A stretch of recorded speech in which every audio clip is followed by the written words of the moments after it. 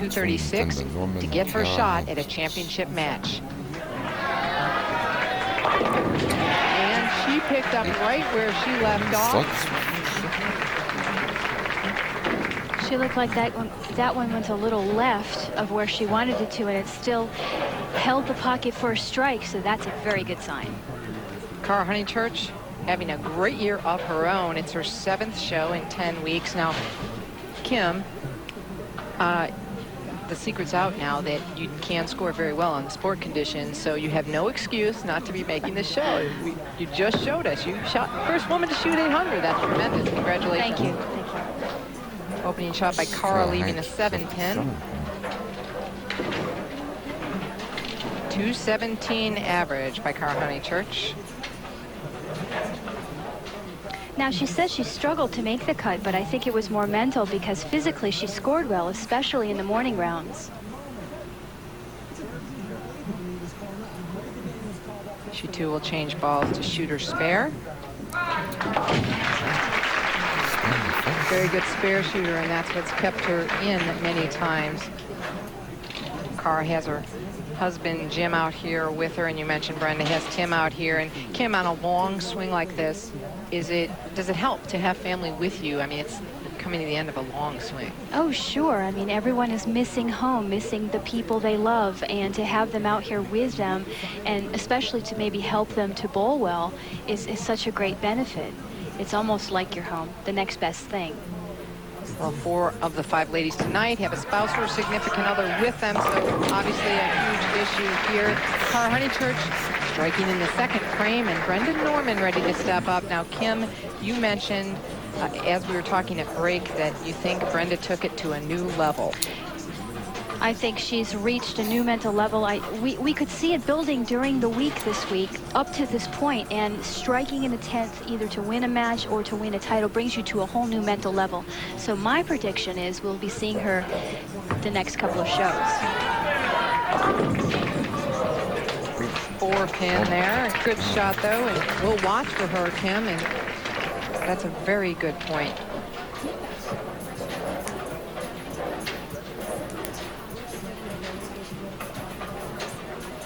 And you see how she's recomposed herself now from the intensity level she was at. Whole new match here.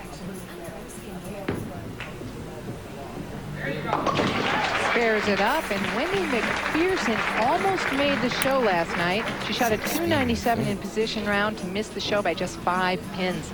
Lisa Bishop of nearby Belleville, Michigan. She had the 5th highest average, but a losing match play record. And Jennifer Swanson, the first time in the top 24 in 2001, and another great week for Nikki Giannoulias.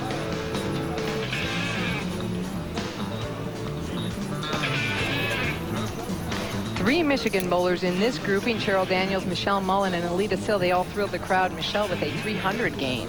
And Michelle Feldman entering the top 24 after Paulina Alto withdrew due to her injury.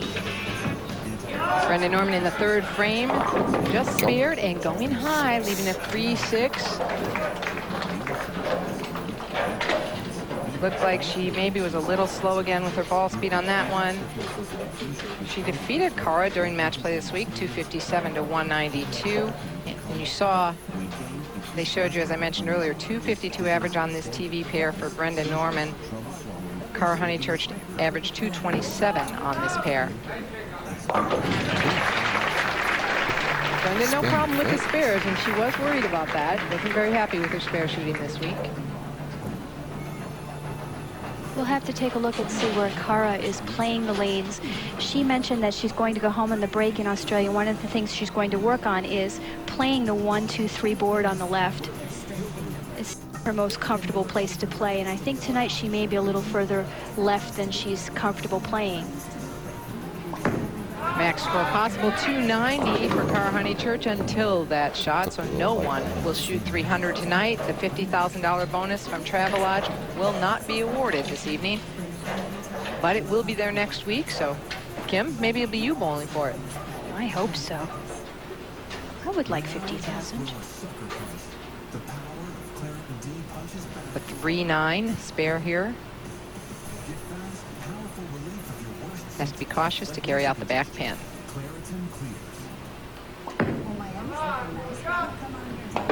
Oh. And she doesn't, taking just the 3-pin. That's interesting because on the sport pattern, when you miss to the center of the lane like that, normally you see the ball hook by it. And on this one, the ball didn't even make it to the pin. So with the open in the 3rd frame, HoneyChurch trails by 10. We'll be right back. Peter Piper picked a peck of pickled peppers, but he persistently missed packages. We're in the middle of the championship match. Brenda Norman leads by 9 pins. She struck in the 5th frame. Cara HoneyChurch doubled while we were away, and Brenda looking to double here. She does to maintain that 9-pin lead. She's just on a roll here. I mean, she couldn't be throwing the ball any better than she is right now. She knows it. She's in control here. Well, she's also feeling good. Cara HoneyChurch looking down. She told us last night that the ball speed has actually seemed to help her injuries. When you plan on being out here on tour for a long time, you have to create a balance in your physical body. And she was getting a lot of pain in her legs. She noticed that she gets real low to the approach when she throws the ball, and holding the ball higher has helped that. And there's a little pain. 7-10 and a great shot. You know, it looks like a great shot here, but I think the lanes are just changing. She threw it exactly the same way, in the same place, just didn't make as quite a strong a turn at the pocket, leaving that 7-10. Good shot. Yes. No. Oh. And a little bit of loss of concentration there, not getting either pin. Obviously disappointment as she felt her first title in her grasp. But there's still 4 frames left. Once again, the Lady Ebonite Kentucky Classic will be next Monday night, July 16th at 9 p.m. Eastern. That'll be from Collins Bowling Center in Lexington, Kentucky. Join us on ESPN2. Michelle Feldman will be attempting to defend. And Cara trips out a 6-pin in the 10th frame last night to get to this #1 position. She left the 6-8 to give Carolyn a chance to take the top position, and Carolyn did not strike. So same shot you just saw there, but this time she breaks it up. So she'll have an easy spare, changing balls to convert the 8-pin.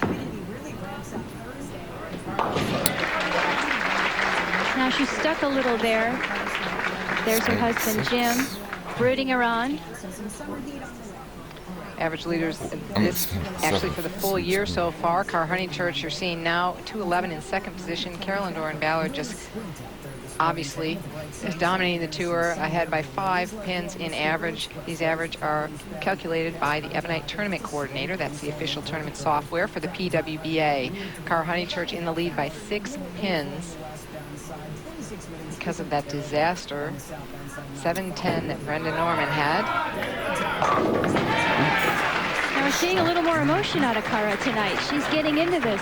She's usually pretty subdued, quiet, even with the strikes. That's the 3rd time tonight that I've seen her get pumped up after her shot. Well, how much do you think is in response to the amount of emotion she saw out of Brenda Norman last match? I don't think it's part of that. I think it's just within herself, yeah. Because you're correct. Don't see Cara get pumped up like that.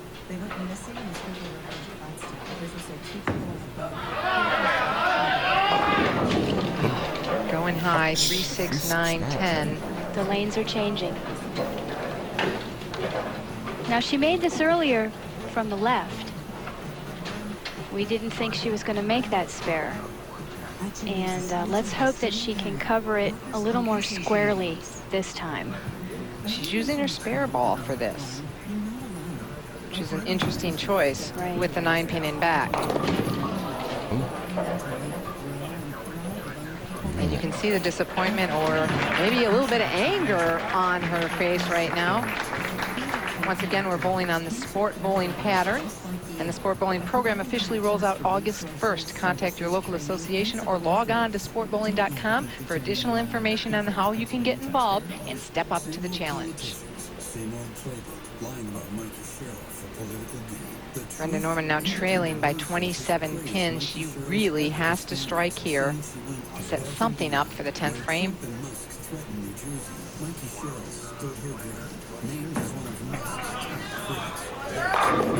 And there it is. I know Brenda Norman very grateful to Storm. They are actually sponsoring her on tour. It allows her to be out here even while she's struggling. That's a difficult thing, to fund yourself out on tour while you're struggling. And now up to this point anyway, she's been what we consider the term is fringe player, the players that don't necessarily make enough to stay out here. In fact, she's made probably just over $87,000 in the last 6 years. So it's nice to have a sponsor to help you out to continue to learn and to be out here to get to this point. This is Cara HoneyChurch, who has done very well, and a big strike in the 9th frame. This match has really turned around in the last couple of frames.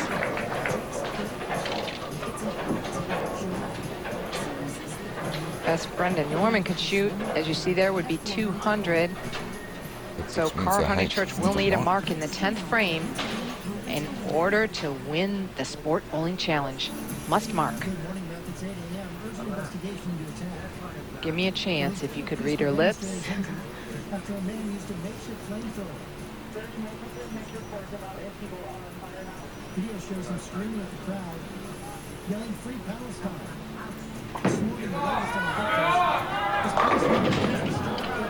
Leaving the 7 pin, so she'll have to spare this, because we all know what Brenda Norman can do when she needs it in the 10.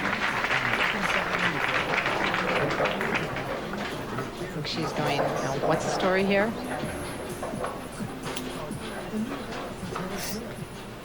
This spare for the title.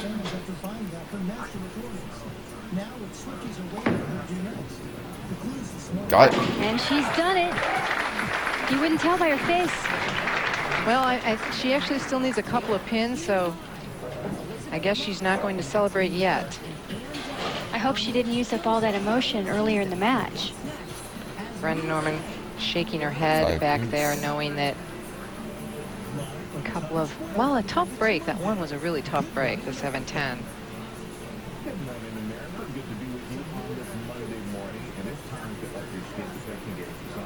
She needs about half of them here, and that'll be enough. So Cara HoneyChurch wins her second title this year at the inaugural Sport Bowling Challenge.